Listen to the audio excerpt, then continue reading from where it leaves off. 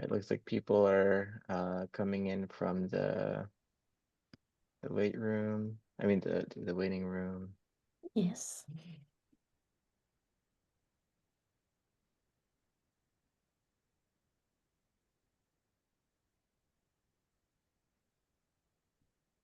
Right, so let's give it another minute and then we can go ahead and get started. Okay.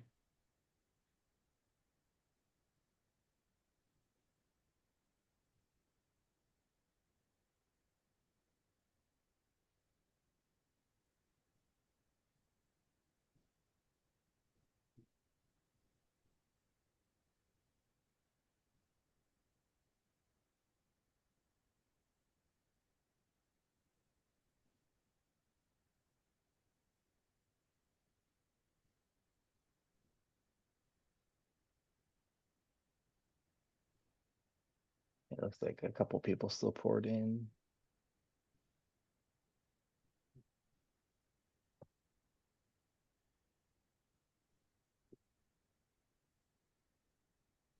Okay, so I'll go ahead and introduce our speaker. So Dr. Nan Liu is a professor of business analytics and the William S. McKiernan Family Faculty Fellow at the Carroll School of Management in Boston College. His research interests span service operations management, consumer behavior, and health policy, with recent works on developing innovative strategies and leveraging emerging technologies such as telemedicine to improve access, efficiency, quality, and equity in care delivery. He's also very much involved in our professional society Informs. He currently serves as an associate editor for MSOM. He's a senior editor for POMS, and he's also a department editor for healthcare management science.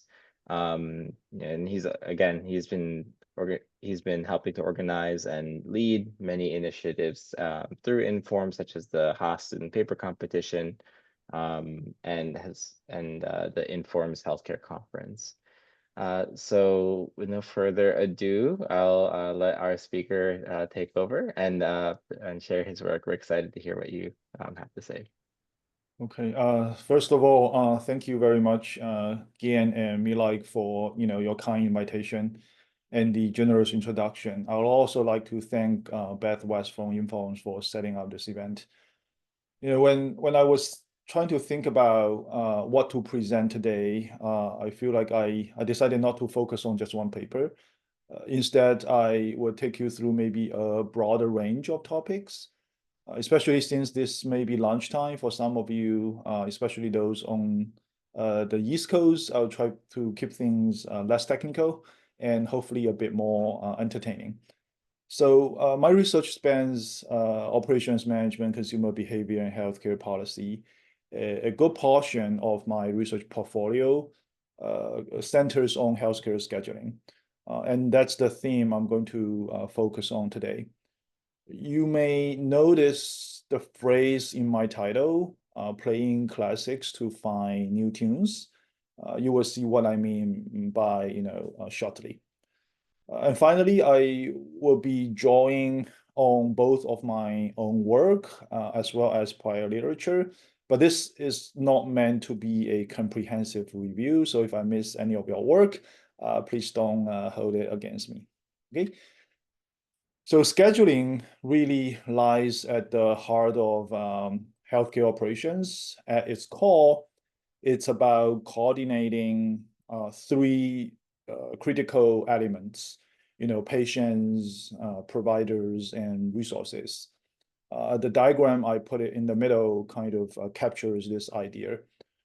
Patients need timely care, providers need to manage their limited time, and resources like beds and equipment are always scarce.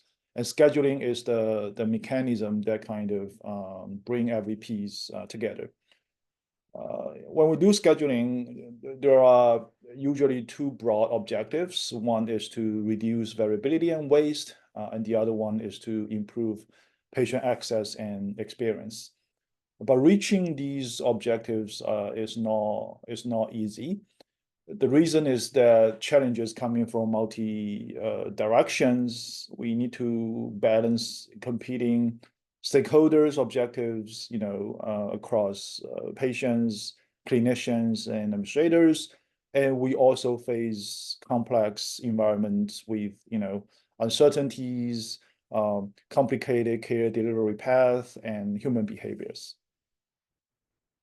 Scheduling has been studied for decades, and we really have a rich set of classic models.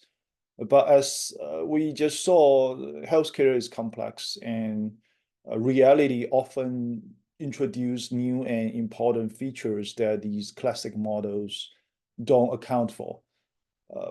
So in my research, I try to uncover these overlooked and yet impactful and important features through interacting with practitioners or analyzing data. So today I will walk through 3 papers in 3 different settings. Each one starts with a classic framework. And then I will show how things change once we bring in these new features.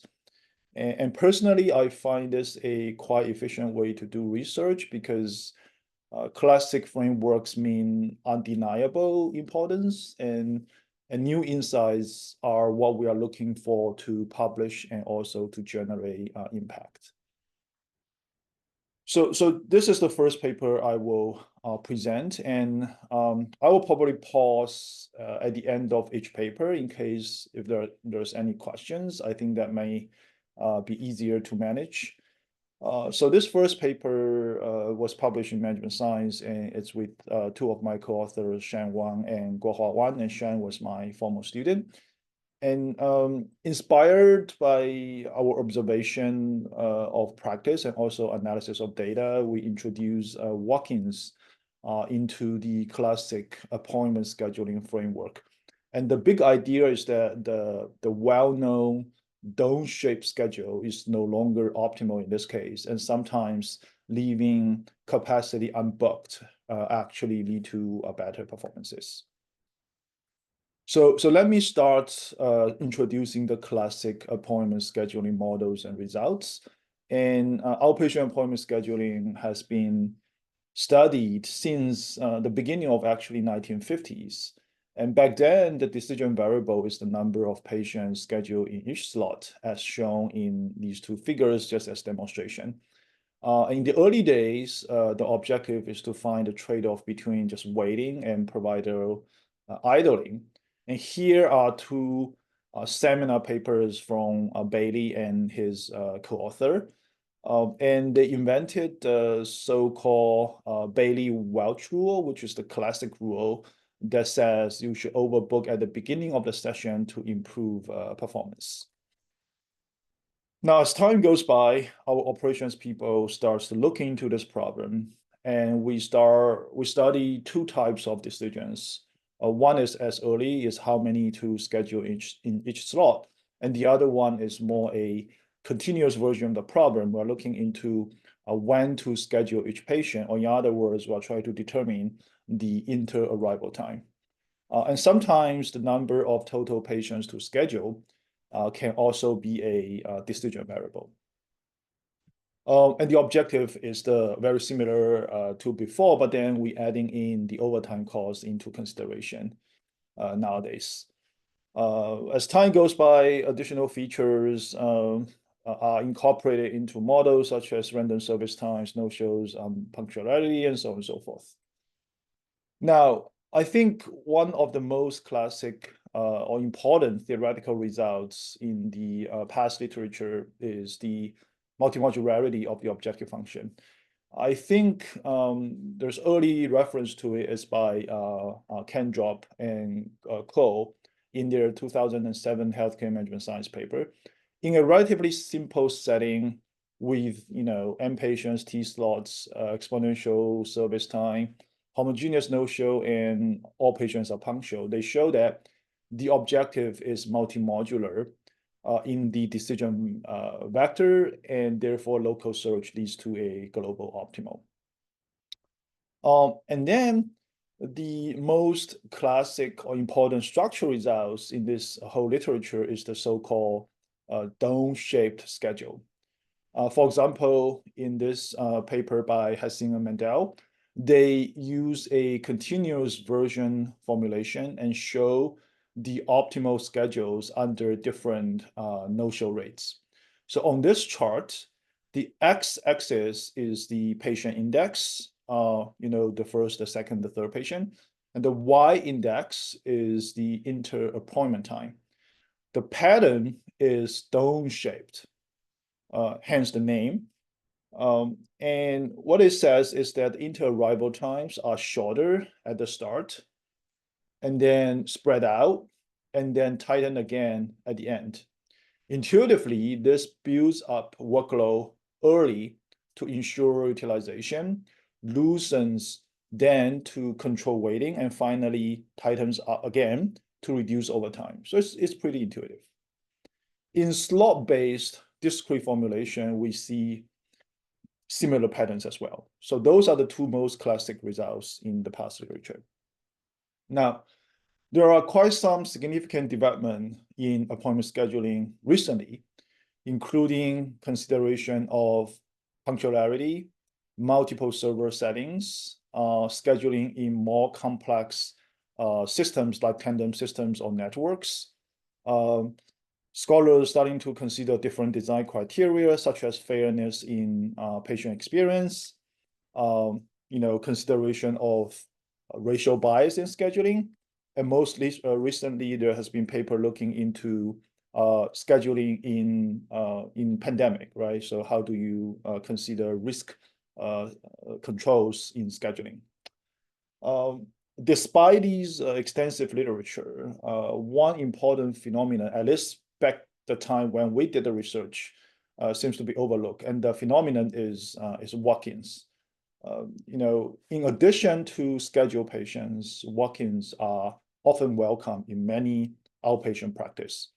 In particular, we observe this pattern, this phenomenon, when we work with two large healthcare center in New York City. One is Heritage Care Center, where 15% of their visits are walk-ins, and the other one is a community healthcare center.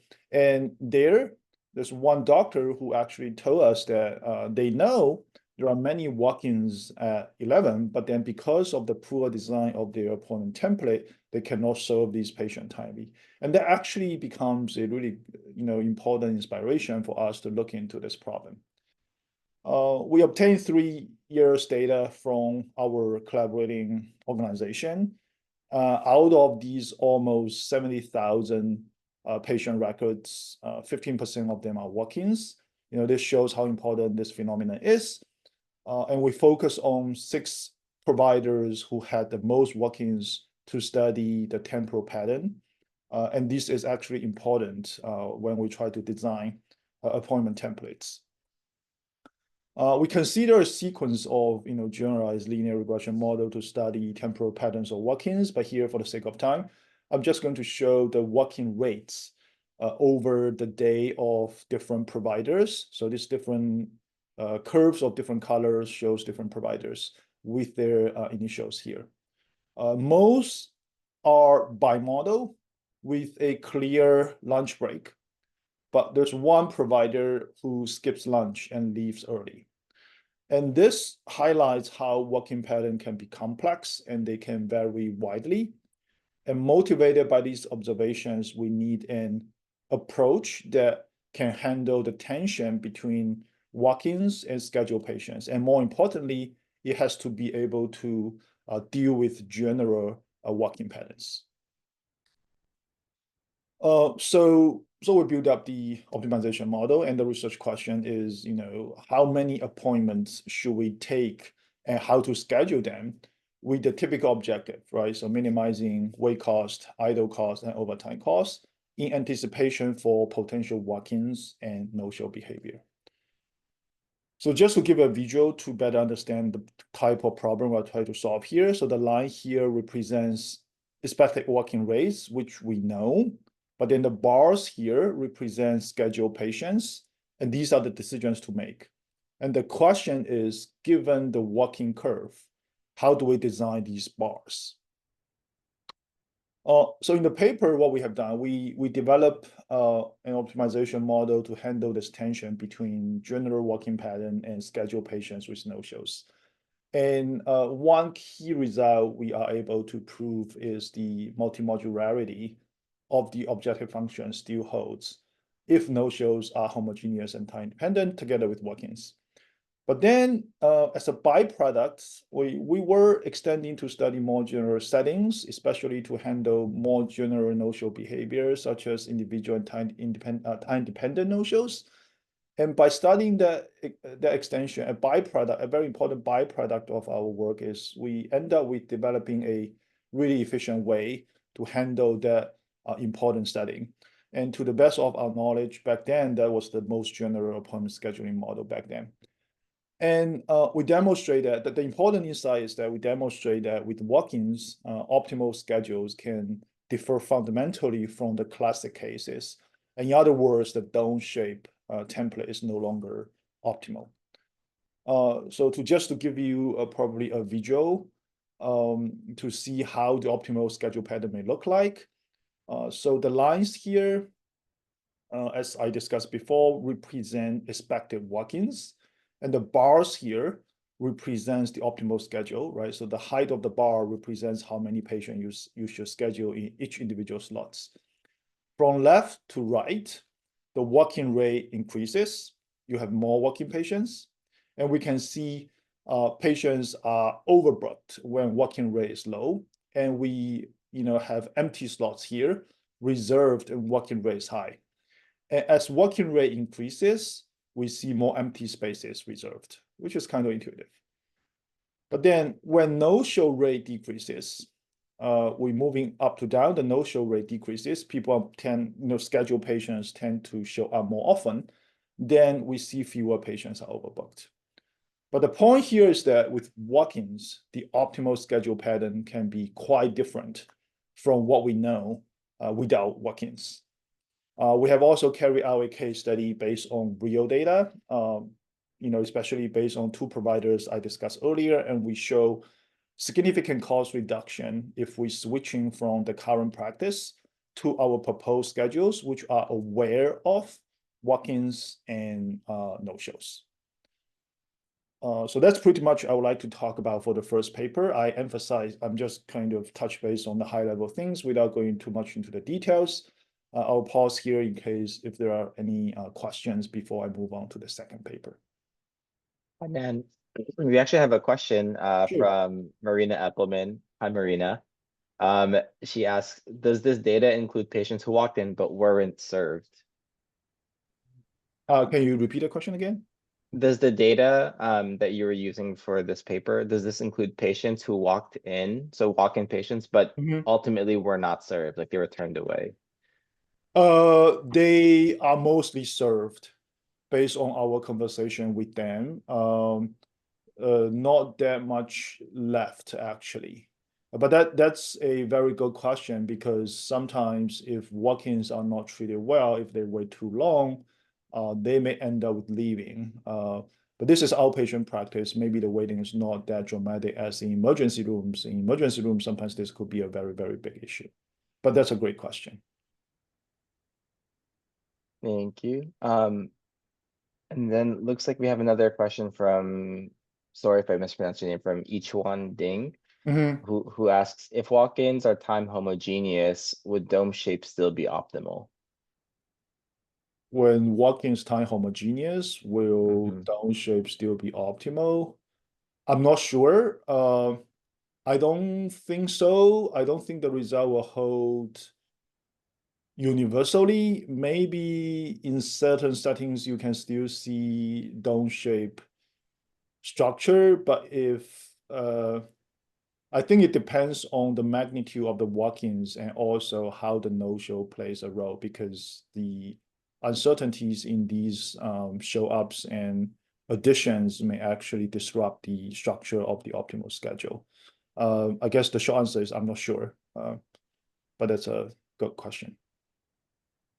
Yeah, there's one more question, but I want to ask kind of something as an add-on because I think it's related to each one's question. But Sure. I mean, I think here it seems like the shape of the schedule is dictated in part by like the shape of the arrival distribution. So in this case, I think we're looking at like a bimodal distribution, whereas Yeah. if everyone was kind of stacked at the end or stacked at the beginning, I'm sure that would change the shape of the Yeah. schedule. Yeah. You mean how does the pattern change the schedule? Yeah, Uh, like is the influence really big in terms of like the sure. shape of the, yeah. Sure. I think in the paper, I think we have also looking at unit model, if I remember it correctly, but I could be wrong. Yes, obviously, like you can see, like if you have high arrival here, then you have empty space here. Definitely the working pattern will have a significant impact on the schedule. And that's why like we have to take that into account when we design the appointment templates. Yeah, Mhm. great Yeah. question. And then we have another question here from Alexander Kolker who asks, what method have you used to solve the problem? Is it simulation or linear optimization or some other type of optimization? Linear optimization, and eventually we solve it by sample average. It's a stochastic optimization. We reformulate it, and then we can do it by sample average, and then we can solve it to optimality. Yeah. Excellent. All right. Looks like we don't have any more questions. Malika, I don't know if you had any to add. Yeah. Okay. All right. Thanks. Okay. Thank you so much. These are all great questions. Now let me move on to the second paper. So far we have seen that adding walk-ins to the appointment scheduling framework changes the classic results. So let me move on to a different but equally classic problem in healthcare scheduling, which is dynamic scheduling. And this is a joint work with my co-author Miao Bai and Zheng Zhang. It's a paper in AmSong recently published. And traditionally, when we think, we can think of two dynamic scheduling paradigms: advanced scheduling and allocation scheduling, which I will briefly review next. But in this paper, we explore a new idea inspired by our conversations with hospital practitioners, and actually something in between. It's called advanced notice. So let me first kind of quickly talk about the classic paradigms. So allocation scheduling is one of the classic dynamic scheduling paradigm. It's commonly used to manage surgical waitlists in the UK and Canada. And it was introduced by Gerchuk and his co-authors almost like 30 years ago. And how it works.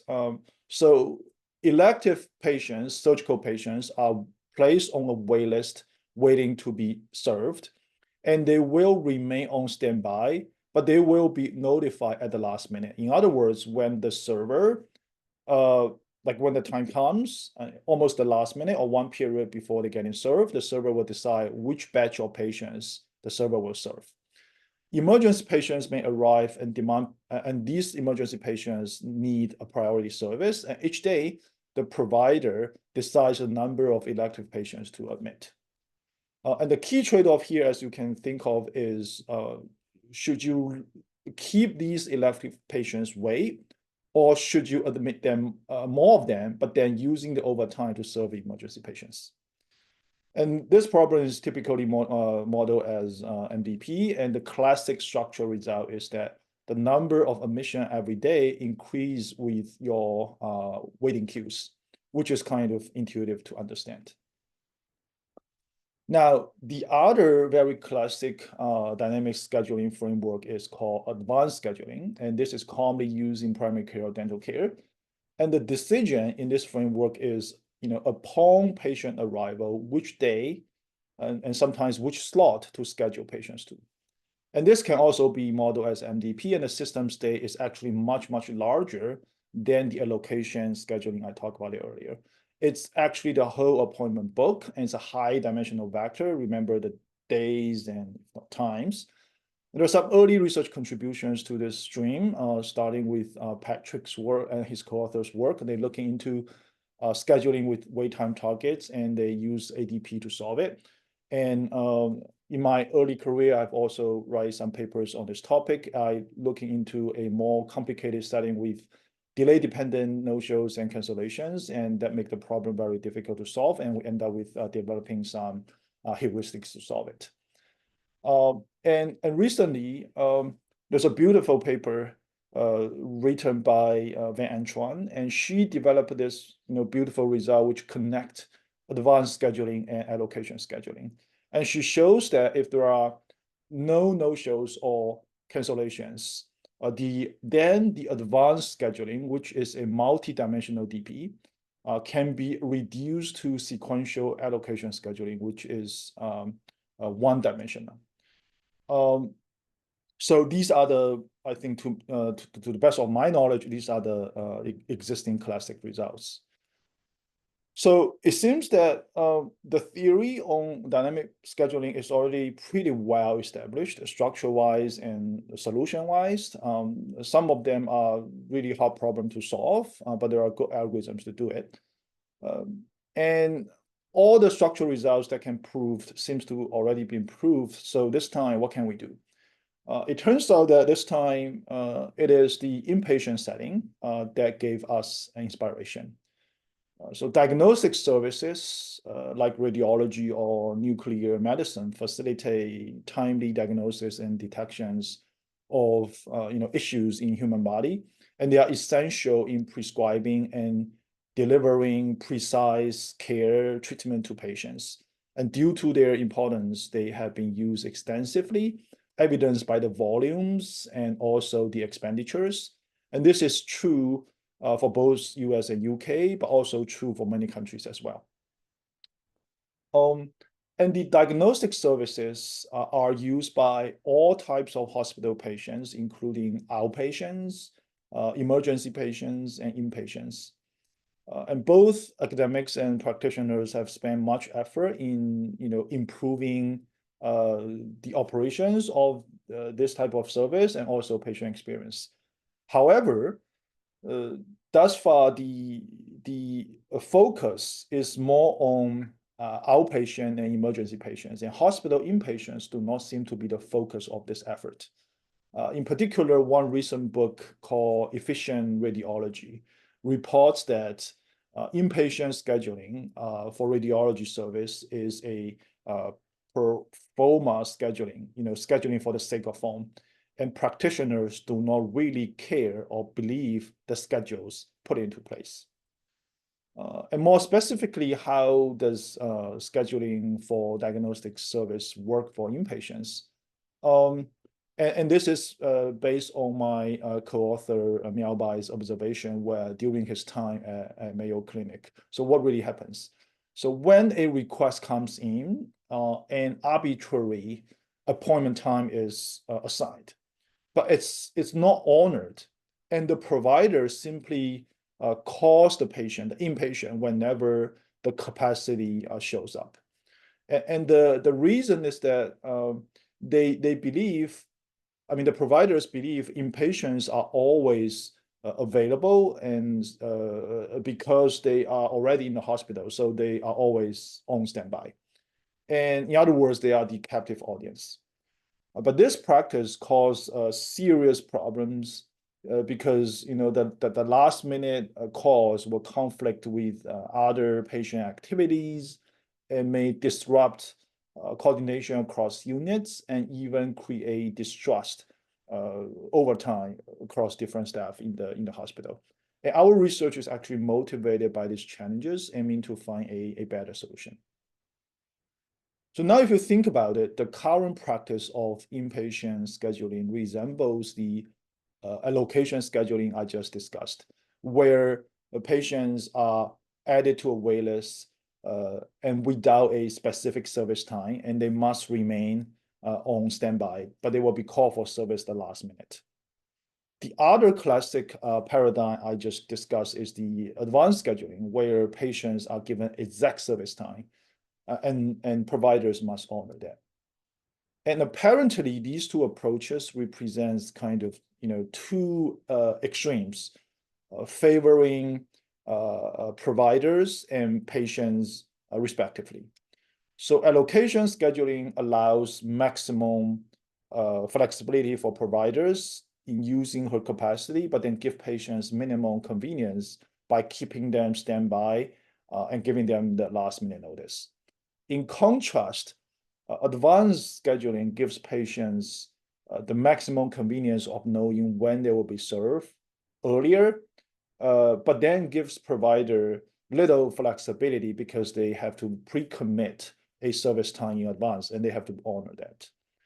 And this contrast inspire us to ask, what if, both sides, patients and providers, give up a little privilege?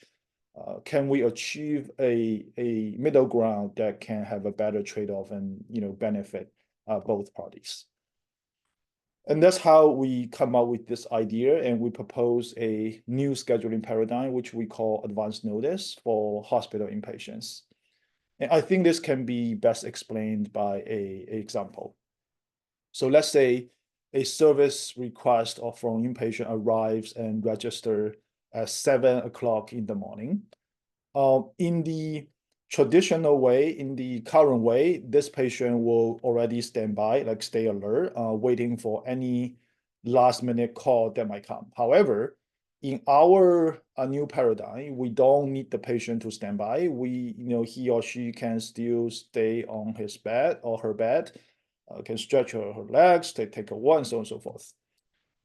And during this time, we call it offline waiting, so they can wait in a much leisure way.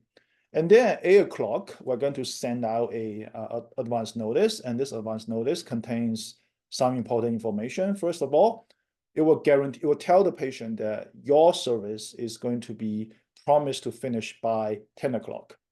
In addition, we're going to give you some time to prepare, right? So I give you a 30 minutes preparation time so that the transportation staff can come and pick you up.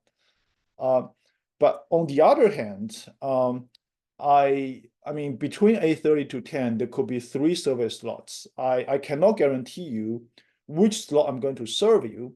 However, you're going to be serving one of them, and definitely before 10.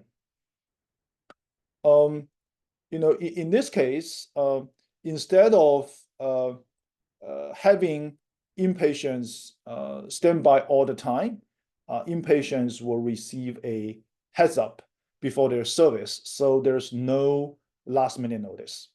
And at the same time, the provider has some flexibility using her capacity. She does not have to pre-commit a specific slot. So this really creates some benefits for both parties. And the service time window here and preparation time window here can actually be also be kind of managerial levers that managers or administrators can use to further improve the performance. So that's the idea we come up with. And in spirit, this is also something like how delivery companies handle large furniture orders, right? So for example, you order a big sofa delivered from Costco. The Costco will not tell you your sofa will be delivered 3 p.m. next Wednesday, but instead they will tell you your sofa will be delivered between maybe noon to 4 p.m. next Wednesday, right? So instead of a specific slot, it's a time window. So it's a flexibility for both you and also the provider. So the idea is good, but then we wanted to making sure it's useful, and the feedback from practitioners actually suggests our ideas are highly practical and implementable, because that's what they are doing to some extent, based on Mayo Clinic and also Dr. Danny Rothenthal. So Dr. Rothenthal is a doctor from Mass Gen, and he's also the author of this efficient radiology book. And when we write a paper, we took, we actually wrote to him and consult him about our ideas, and he actually replied. But then basically based on these responses, we know that the practice are trying to provide some notice to inpatient nurses in advance. But all they are trying to do is largely done based on experiences and intuition. And what we are trying to do here is we aim to formalize the idea and provide a decision tool that is supported by data and science. So build on the advanced notice idea, we came up with a MDP formulation. So we're looking into M servers with a finite time horizon of T intervals, and the service facing stochastic demand from 3 streams: outpatient, inpatient, emergency patients. And the emergency patient and outpatient have priority than emergency patients. And the systems they include both offline waiting patients who have not yet received advance notice and online waiting in patients who have received advance notice. And in each decision epoch, we need to make two decisions. One is who to serve among those you already called, and who you should call to ask them to join the offline, to join the online waiting queue. And the cost involves service revenues, online, offline waiting costs, and the surge cost to use offline overtime capacity. So we are able to prove some really interesting structural results. One is that the service strategy under certain some mild conditions is very simple, just first come, first serve, which means that when you try to decide who to serve, you just serve those with the most imminent promised due time first. You use all the capacity and serve whoever you admit earlier. And then in terms of who to send advance notice, and this problem tend to be more difficult. But we came up with a reformulation that shows that the problem has a really nice structure, and that enables us to prove sensitivity results and also come up with solution algorithms.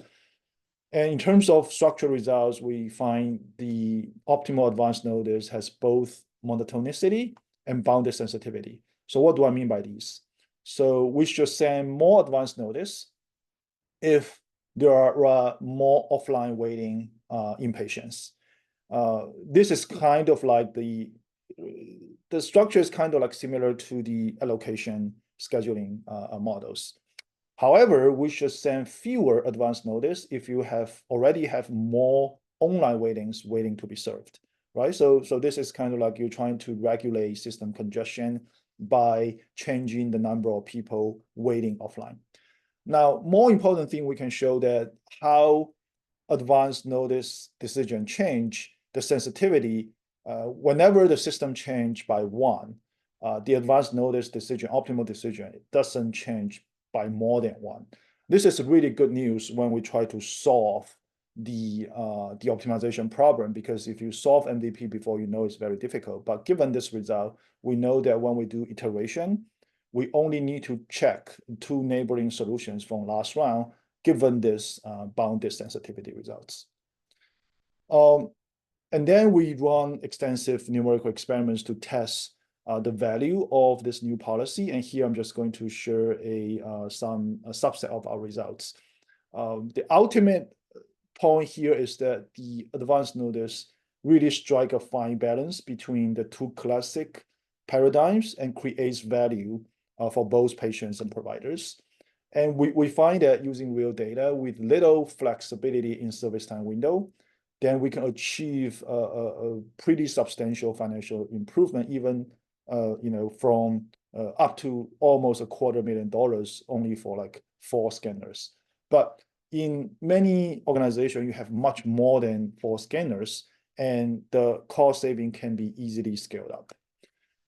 And we also find that with 5 or 6 offline waiting patients to begin with, because like during night shifts, physicians may already place order for these inpatients. So at the beginning of the day, you may already have some patient waiting there for service. So under this realistic situation, the annual saving is actually $134,000 to $154,000. And if you're looking at the percentage, it's actually quite significant. It's actually 12 to 13% of the operation costs. And this improvement is robust to parameter changes or other patient behavioral changes. So that's everything I would like to share for the second paper. I'll pause here again in case if there are any questions.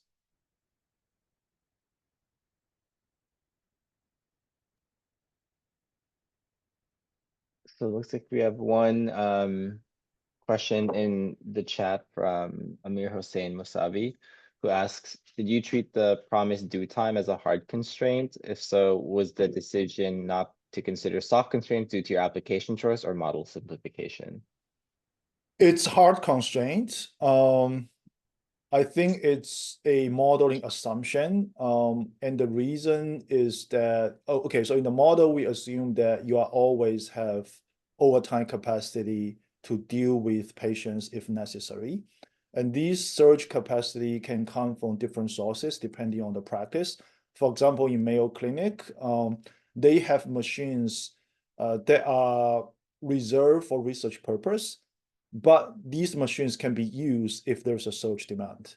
But for other practice, they have other ways to generate these additional capacity if needed. And given the existence of these surge capacity, we made the assumption that the due times have to be met. But it's a modeling assumption, yes. Thanks. And Alexander Kolker asks, was overtime needed? I guess in this formulation or in any of your case studies? Yes, sometimes it's needed. Yeah, but if you do it, if you schedule it well, you can reduce the use of overtime use. But sometimes it's needed because like if emergency patients come, you have to serve them. There's no other way to do it. Yeah, but that's a good question. Excellent.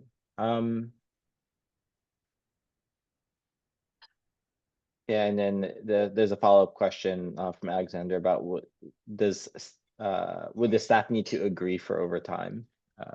A good question. That's more Yeah, for the managers. Yes, I think yeah, they know this is the job they are signed up for, right? So those patient come, you have to serve them, you have to serve them. But I think it's a more cultural issue that like, as managers, you have to educate the staff about these periodic surge during the service process. But I think that's an important concern to factor into. excellent.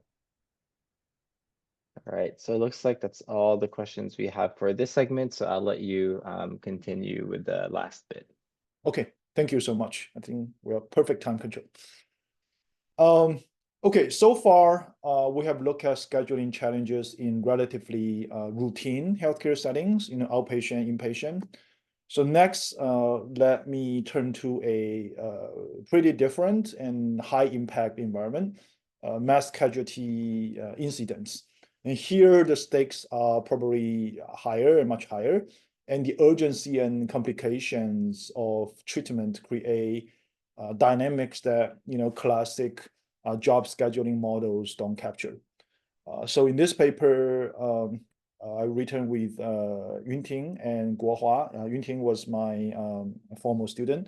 We were extending the job scheduling theory with practice and data-driven insights to guide emergency response and inform decision making, inform policy making. So let me start by just saying just a few words about classic job scheduling. I think this is a topic probably even older or more classic than the appointment scheduling in healthcare. So classic job scheduling concerns which resources serve which demand and when. And the objective are usually to ensure resource utilization and also ensure timely service of the demand. And we measure performance metrics such like flow time, make span, lateness, tardiness, and things like that. And over time, a set of well-known rules have been developed.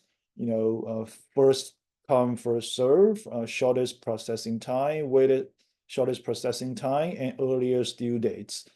And each rule optimize a certain performance metric. But in healthcare, things are complicated and reality may look quite different. And the assumptions behind these, the optimality of these classic rules, like fixed processing time or a single objective, often don't hold.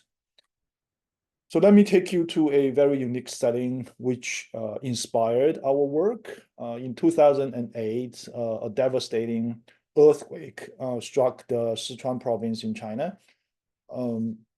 The Richter scale is 8.0, which is one of the deadest in China. And even globally, this is one of the most deadest earthquake of all time. And the earthquake has led to significant life and economic loss. From this very tragic event, we were able to access a rare data set manually collected in a field hospital dispatched for this earthquake response. And this data set provided us with opportunity to study treatment planning under such extreme conditions. So let me first explain what a field hospital is. So a field hospital is temporary medical facilities that take care of casualties on site before these patients can be safely transported to more permanent care facilities. And such hospitals are launched by either nearby hospitals that remain functional or military or humanitarian missions. And the right figure is an example, which is a few hospitals set up by the Israel Defense Force in response to the 2010 Haiti earthquake. And the field hospital is set up in a very short amount of time, but they are able to provide pretty wide range of sophisticated care, as you can see in the figure. And the field hospital is widely used in mass casualty incidents response. And given the very limited resources in those kind of events, the emphasis of the field hospital is to do the greatest good for the greatest number. I mean, it's a very hard situation. Some people may have to deteriorate, some people may have to die. But the question is, given the limited resources, how can we do the greatest good for the most people? And our research focus here is trying to achieve this goal, in particular, focusing on operating room operations. So now here's another concept, a mass casualty incident. And what is that? A mass casualty incident defined by WHO is an event which generates more patients at a time than locally available resources can manage using routine procedures. They can result by either natural or man-made disasters, terrorist attacks, wars, and the common feature of this type of events is that the emergency response resources are overwhelmed by a sudden jump in patient demand. So rationing becomes inevitable, right? So it's very hard to make these decisions. And examples of MCIs, for recent MCIs, for example, 24 Indian Ocean earthquake, the Sichuan earthquake I just mentioned, 2010 Haiti earthquake, 2020 Agency C earthquake, and most recently the 2025 Afghanistan earthquake. And of course, like the wars that's happening also lead to a lot of these mass casualty incidents. So before patients or victims rescued from the mass casualty incidents are admitted for surgical care, they are triaged first. The simple triage and rapid treatment, or START for short, is a commonly used triage system in the emergency medicine in the US.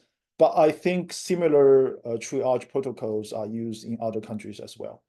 So START will categorize patients into 4 categories based on their initial conditions, from the most critical all the way down to the least critical.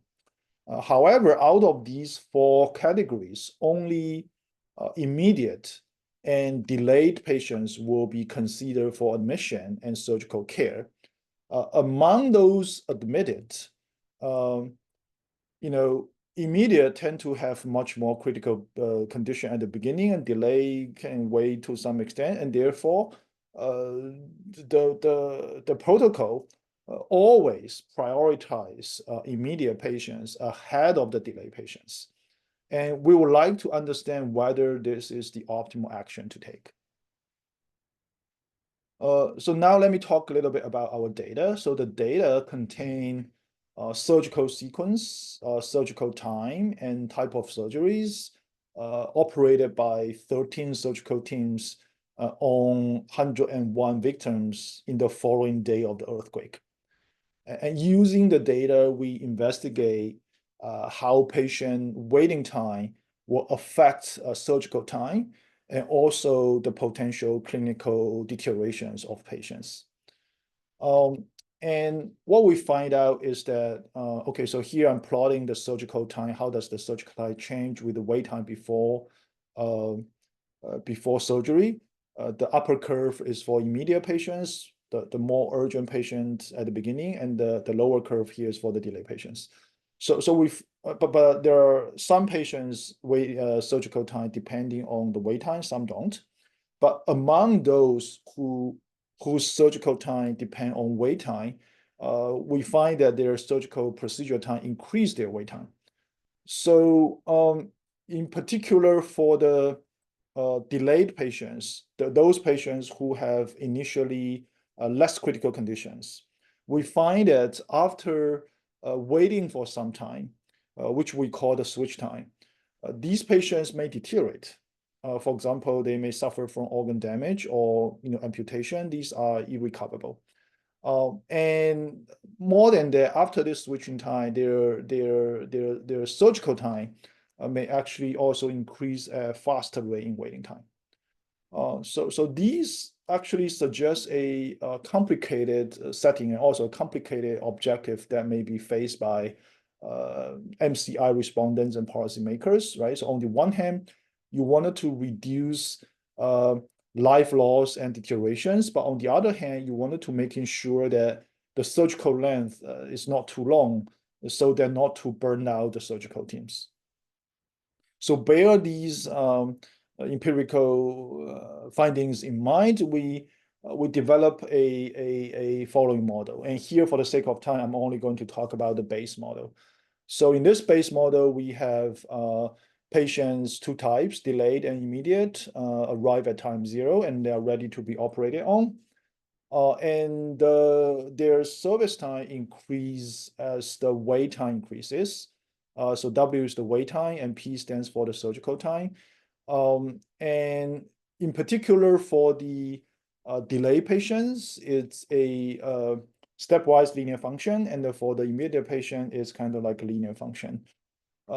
And very importantly is for these delay patients, they may suffer, as I mentioned earlier, from irrecoverable health damages, such as organ damage, amputations, which, however, could be possibly avoided if they receive treatment before S.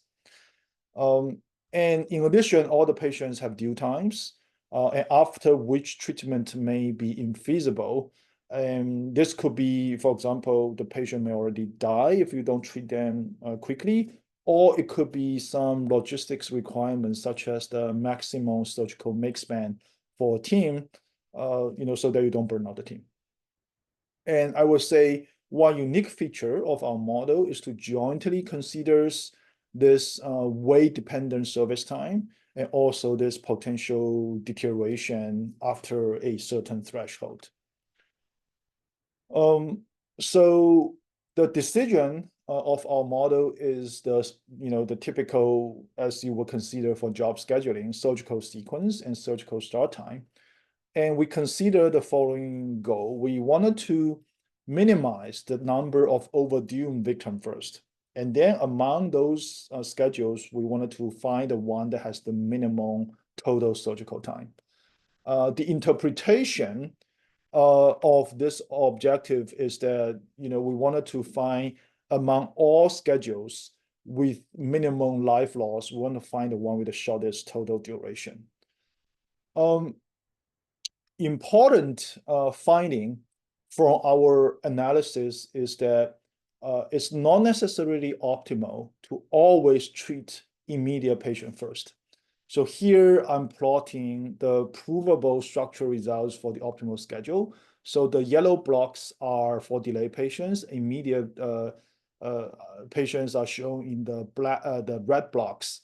And depending on the parameters or depending on the certain settings, it's not always you should place immediate patients ahead of the delay patients, and sometimes delay patients take priority. And for the sake of time, I'm not going to dive into the detailed conditions, but what drive these structure results include, initial conditions, how sensitive their condition change with waiting, and the urgencies and the urgency of the due time to treat these different type of patients. Okay. And that's the base model. We have also considered several extensions. The objective that I just mentioned is to minimize life loss. But one may also argue that we wanted to minimize, the clinical deteriorations.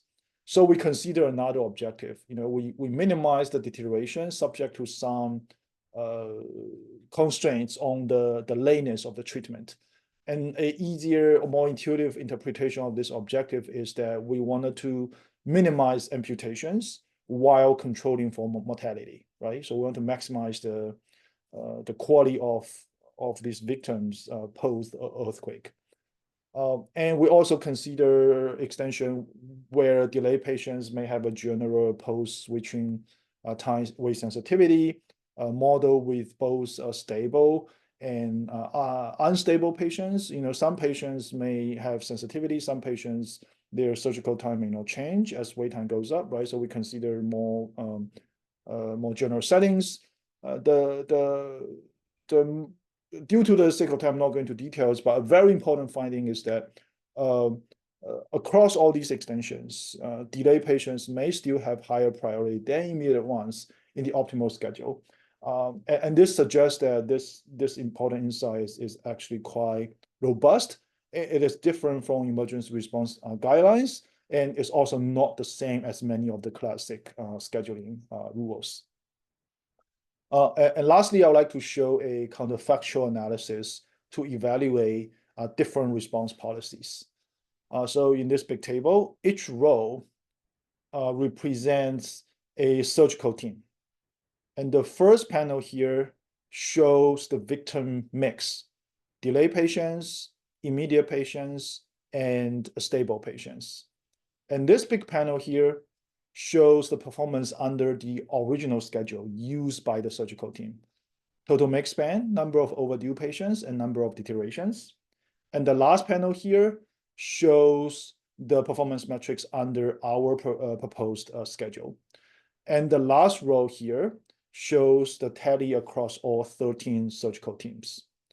So since in the original schedule, there's no overdue, and as expected in our proposed schedule, which is better, we don't see any overdue. We observed that our proposed schedule actually reduced make span for every single team.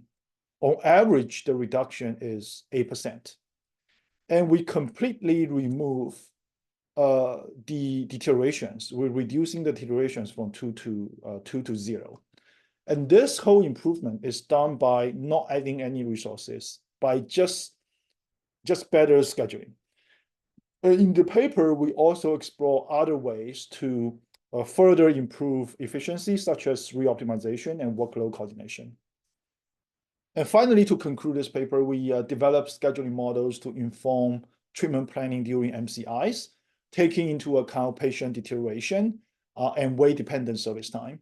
And we identify conditions under which delay patients may take priority, and our counterfactual analysis showing that following our model can significantly improve patient outcomes and improve operational efficiency. And collectively, I think this paper shows how classic job scheduling theory can be extended with practice and data-driven insights to improve emergency response and to guide policymaking. So that's the end of my last paper. So maybe let me do the final conclusion, and then we do a Q&A at the end if we have time. So just a very quick thought to conclude. I think we see a lot of advancement in clinical practice, data availability, and analytics methodology nowadays, and these advancements kind of renew the interest in healthcare scheduling and create exciting research opportunities in this domain. And I do see in my years of interacting with practitioners, I do see a lot of room remaining to improve healthcare scheduling practice. A few higher level thoughts for future potential research topics. I think one is maybe we can apply scheduling tools to high impact domains, for example, public health, humanitarian operations. And the other thing is, collectively, our whole community have developing so many interesting models and insights in healthcare scheduling domain, but maybe we can do some cross-domain, learning. We can apply those insights to other service systems, such as education, public service, and disaster response. And lastly, obviously, given that we are in an era of AI, and maybe we should study something related to AI and scheduling, how can we leverage AI to augment, classic approaches, human in the loop for scheduling, or maybe incorporate AI in practical scheduling and try to improve practice. And given that, that's the end of my talk. Thank you very much for coming. And these are the references in case you wanted to read some of those papers. And if we have time, I'll be more than happy to answer any questions that you might have. Thanks, Nan, for the wonderful talk. We do have one question so far in Sure. the Q&A. Sure. So Alexander asks, in mass casualty, is first come, first serve admission the best policy, or are there some admission thresholds that you need to identify or optimize over to maximize the total population survival? That's a great question. I think, first of all, it's a heterogeneous patient population. So there are some patients more urgent, some patients less urgent. And based on our research, some less urgent patients, their condition may deteriorate fast. So the whole point of this research is that first come, first serve may not be optimal, and you need to factor all these complications into account so that you can maximize, life and benefits for everybody. Thank you. And then we have another question from Amir Hossein, who says, great talk. Can you please share a few key factors you've come across that could facilitate the adoption of such methods? Oh, adoption of such methods. I think spending time talking to practice, getting to know what are the specific and exact challenges they have. And sometimes is that they are not, sometimes what they are lacking is their ability to implement the model. And sometimes the problem is that they don't believe in the model. I think you need to understand what are the barriers to implement this, and then you can find ways to actually implement this model in practice. I mean, based on my understanding, the current adoption of these scheduling models in healthcare is still pretty like basic. A lot of things are still done by hand or maybe just very simple spreadsheet. There's a lot of room to actually implement these even simpler version of our research results to practice. There's a lot of potential to do it, and if you do it, you can see a lot of the impact. So that's just some of my observations. Awesome. Okay, so we're a little bit over time and there's no more questions. So I want to thank you again for kindly accepting our invitation and giving a wonderful talk. I want to thank the attendees for coming. And yeah, I don't know, Malika, if you have any last words you want to add. Thank you so much, Nan, for coming, and excellent presentation and results. Thanks to all the audience. And we are waiting to see the audience in our next meeting. Okay. Thank you. Thank you, Guillermo, like, and Beth, and thank you for everyone coming and the great questions. I really enjoy it, and I hope to see you guys in Forms, if not earlier. Yeah. Yep. Thank See you in you. Forms. Okay. Okay, bye. Bye. Have a good weekend. Bye. You do.